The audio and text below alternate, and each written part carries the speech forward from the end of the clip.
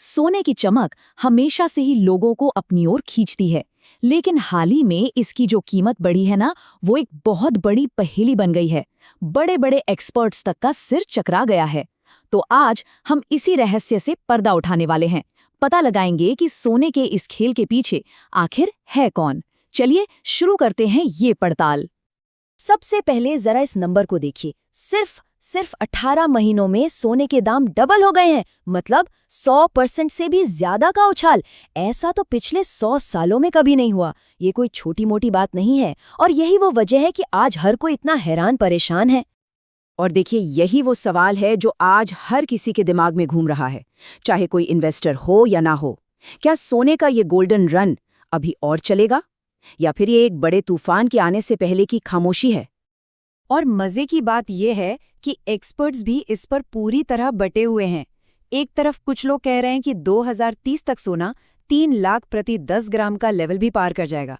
वहीं दूसरी तरफ कुछ का कहना है कि अरे नहीं, 10 से 15% की गिरावट तो बस आने ही वाली है। अब जब एक्सपर्ट्स ही आपस में सहमत नहीं है, तो सच जानने का तो बस एक ही रास्ता बचता है, डेटा की तह तक जाना। तो चलिए इस मिस्ट्री की पहली लेयर को हटाते हैं। देखिए, किसी भी चीज की कीमत का जो राज होता है ना, वो छिपा होता है उसकी डिमांड और सप्लाई में। तो अगर सोने की इस पहेली को सुलझाना है, तो शुरुआत भी हमें यहीं से करनी होगी। तो सबसे पहले सप्लाई की बात करते हैं, यानी कि मार्केट में सोना आ कितना रहा है। और यहाँ पर कहानी सच कहूँ तो बहुत ही सिंपल है। 2016 से सोने का प्रोडक्शन करीब 3000 टन पर ही अटका हुआ है। नई माइंस मिल नहीं रही हैं, मतलब सप्लाई तो बड़ी नहीं है। तो फिर सवाल ये उठता है कि ये दाम आसमान क्यों छू रहे हैं भाई? और बस यहीं से कहानी में असली मजा शुरू होता है। अगर सप्लाई स्टेबल है, सोना ज्यादा आ नहीं रहा, तो फिर ये सारा सोना खरीद कौन रहा है? कौन है वो लोग या वो ताकतें जो इतनी बड़ी खरीदारी करके कीमतों को ऊपर और ऊपर खींच रही हैं? तो चलिए, अब वक्त आ गया है उन सीक्रेट बायर्स को बेनकाब करने का, जो पर्दे के पीछे से ये पूरा खेल चला रहे हैं। अच्छा, सबसे पहला शक किस पर जाता है? जाहिर है, दुनिया भर के सेंट्रल बैंक्स पर।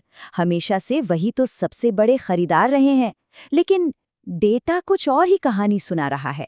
पिछले कुछ सालों में सेंट्रल बैंक्स ने तो असल में सोना कम खरीदा है। तो अगर वो नहीं तो फिर कौन? सवाल फिर से वहीं आके खड़ा हो गया। अगर सेंट्रल बैंक्स मेन प्लेयर नहीं है, तो 2025 की इस जबरदस्त तेजी के पीछे की असली पावर कौन है? तो मिलिए पहले मिस्टीरियस बायर से, टेथर। ये एक अमेरिकन क्रिप्टोकरेंसी कंपनी है, और हो सकता है कई लोगों ने इसका नाम पहली बार सुना हो। टेथर ने एक नई डिजिटल करेंसी निकाली है, टेथर गोल्ड।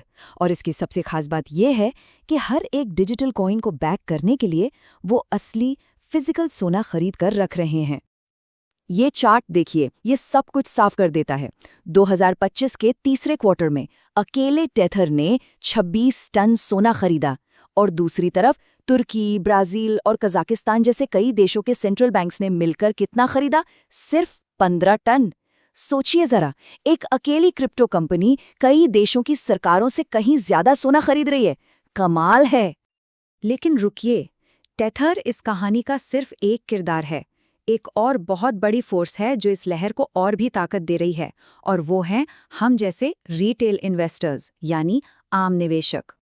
इस लहर का साइज कितना बड़ा है, ये समझने के लिए बस ये नंबर देखिए। सिर्फ 9 महीनों के अंदर आम इन्वेस्टर्स ने गोल्ड ETFs में $64 बिलियन लगा दिए।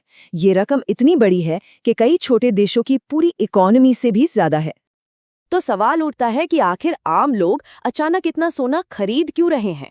इसके पीछे 4 मेन वजह हैं। पहली, दुनिया भर में बढ़ता जियोपॉलिटिकल टेंशन। दूसरी, डॉलर का कमजोर होना। तीसरी वजह, बाकी इन्वेस्टमेंट ऑप्शन से खास रिटर्न नहीं मिल रहा। और चौथी और शायद सबसे बड़ी वजह है फोमो, यानी फियर ऑफ मिसिंग आउट। जब सब देखते हैं कि दाम बढ़ रहे हैं, तो एक डर सा लगता है कि कहीं ये ट्रेन छूट ना जाए, और बस सबके सब इस रेस में शामिल हो जाते हैं। तो ठीक है, अब हमें ये तो पता चल गया कि सोना कौन खरीद रहा है और क्यों। लेकिन असली सवाल तो अब भी बाकी है, आगे क्या? तो चलिए, अब लॉन्ग टर्म की तस्वीर और शॉर्ट टर्म के खतरों दोनों को समझने की कोशिश करते हैं। लॉन्ग टर्म में सोने का भविष्य अच्छा क्यों लग रहा है? इसे ऐसे समझते हैं इतिहास देखें तो आमतौर पर लोग अपनी टोटल वेल्थ का 8% तक सोने में रखते थे, अभी ये सिर्फ 3% है। इसी तरह सेंट्रल बैंक्स अपने रिजर्व्स का 60% तक सोना रखते थे, जो अभी सिर्फ 20% है। इसका सीधा सा मतलब ये है कि दोनों ही बड़े खरीदारों के पास अभी और भी बहुत सारा सोना खरीदने की गुंजाइश है, या कह सकते हैं कि रूम है। लेकिन जहां लॉन्ग टर्म की कहानी काफी अच्छी लग रही है, वहीं शॉर्ट टर्म में एक वार्निंग साइन भी है। अगर टेक्निकल भाषा में कहें तो मार्केट ओवर एक्सटेंडेड हो चुका है, मतलब ये बहुत तेजी से बहुत ज्यादा भाग चुका है। ये एक बहुत जरूरी टेक्निकल इंडिकेटर है। हिस्ट्री ये बताती है कि जब भी सोने का दाम अपने 200 दिन के मूविंग एवरेज से बहुत ज्यादा ऊपर निकल जाता है तो एक करेक्शन यानी एक गिरावट अक्सर आती ही है। इसे ऐसे समझिए कि मार्केट थोड़ा सांस लेने के लिए रुकता है, और अभी हम ठीक उसी पॉइंट पर खड़े हैं। तो इस पूरे एनालिसिस का मतलब क्या निकाला जाए? खास तौर पर अगर कोई सोने में इन्वेस्ट करने का सोच रहा है तो सही तरीका क्या हो सकता है? चलिए इसी को गोल्ड ETFs के जरिए समझने की कोशिश करते हैं। गोल्ड में इन्वेस्ट करने का एक बहुत पॉपुलर और आसान तरीका है गोल्ड ETF, यानी एक्सचेंज ट्रेडेड फंड। इसे ऐसे समझ सकते हैं कि स्टॉक मार्केट पर सोना खरीदा जा रहा है, डिजिटल फॉर्म में, बिना फिजिकल गोल्ड को घर लाने की झंझट के। लेकिन यहाँ एक कैच है, सारे गोल्ड ETFs एक जैसे नहीं होते। एक अच्छा ETF चुनने के लिए मेनली 3 चीज़ों पर ध्यान देना होता है। पहला है ट्रेडिंग वॉल्यूम, मतलब इसमें कितनी खरीद बिक्री हो रही है। वॉल्यूम जितना ज़्यादा होगा, कॉस्ट उतनी कम आएगी और सही दाम पर बेचना खरीदना आसान होगा।